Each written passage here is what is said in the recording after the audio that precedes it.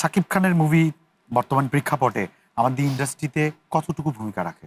অনেক ভূমিকা রাখে। উনি তো ওয়ান ম্যান আর্মি, রাইট। তাই না? মানে উনি তো অনেকদিন ধরে কাজ করছে এবং ওনার নামেই একমাত্র সিনেমা ছিল। এটা কোনো অ্যাক্টরের হয় নাই। তো ওই জায়গা থেকে তো উনি অবশ্যই লিড করে। আমি তো ছোটবেলা থেকেই ওনাকে সুপারস্টারই দেখে আসছি এবং এখনো উনিও ছোটবেলা থেকে কাজ করতেন তো? অবশ্যই, অবশ্যই।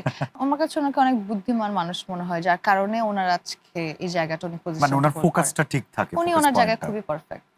কখনো শাকিব খানের সঙ্গে স্ক্রিন শেয়ারের? অবশ্যই, ওয়াই নট? আমি তো চাই, বাট আমি যে ডিরেক্টর অ্যাক্টর, ওই যে ডিরেক্টর যদি কখনো আমাকে ওরকম স্ক্রিপ্ট গল্প ক্যারেক্টার যদি মিলে যায়, অবশ্যই আমি তো চাই। আমাদের সিয়াম একটা পছন্দের ভাই, পছন্দের হ্যাঁ, মডেল, পছন্দের অভিনেতা, আমারও পছন্দের পছন্দের। নায়ক। তারও একটা মুভি রাক্ষস। রাক্ষস। সো ইতোমধ্যে আলোচনায় চলে এসেছে, হ্যাঁ। প্রশংসিত হচ্ছে। যদিও একটা টপিক আছে সেটাতে আমি আসবো, হুম। কিন্তু সিয়ামের রাক্ষস নিয়ে তুমি কি বলবে?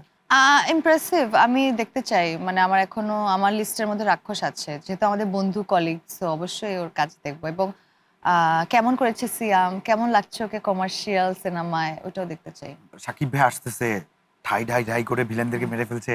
সিয়াম আসতেছে, ঢাই ঢাই করে মেরে মেরে ফেলছে। ফেলছে। তো অনেকে এটা নিয়ে ট্রল করছে যে আর কত এনিমেল থেকে ইন্সপায়ার্ড। আবার এবার তো সিনেমা রিলিজের আগে অনেক চলচ্চিত্র বোদ্ধারা বলছিলেন যে এবার হুবহু কপি সিয়ামের রাক্ষস। হ্যাঁ। কিন্তু ওভারঅল এই ধরনের মুভিগুলো আমাদের ইন্ডাস্ট্রির জন্য দরকার কিনা, হুম। আমাদের ইন্ডাস্ট্রিকে টিকিয়ে বা এগিয়ে নেওয়ার জন্য? আমার কাছে মনে হয় যে এটা চয়েস। এটা এক ধরনের সিনেমা। হুম, এই সিনেমা সবসময়ই ছিল। এটা রাইট। কখনোই এটা স্কিপ, মানে এমন হয় নাই যে, বরঞ্চ এসব সিনেমাই চলতো, এখন অল্টারনেটিভ সিনেমা এসেছে। বাট আমার কাছে মনে হয়, আমি যদি পার্সোনালি বলি, ব্যক্তি এখন একেকজনের রুচি তো একেক রকম, হুম, একেকজনের টেস্ট একেক রকম। বাট আমি আমার পারসেপশন থেকেই বলছি যে এখন আমরা যে জায়গায় ফিল্ম মেকিং আর ওয়ার্ল্ড ফিল্ম যেই জায়গায় গিয়েছে, এখানে এখন অনেক কন্টেন্ট বেস, এখন অনেক ইন্টারেস্টিং আইডিয়া এসব বা ক্রাফট এগুলো নিয়ে কাজ হচ্ছে। আমার কাছে মনে হয় যে এটা তো এক ধরনের এক্সপ্রেশনের ছবি, এটা দরকার আছে, এই ধরনের একটা অডিয়েন্স আছে। বাট সবকিছু একটা নতুনত্ব দরকার। একই হুম। জিনিস বারবার হলে তো একটা একঘেয়ে ব্যাপার আসে, বা অডিয়েন্সকে আপনি নতুন কিছু উপহার দেওয়া থেকে বঞ্চিত করছেন। বাট আমার মনে হয় কি জানো তুষি, হুম। এই জায়গাটায় আমার তোমার মুভি দুটো দেখা উচিত।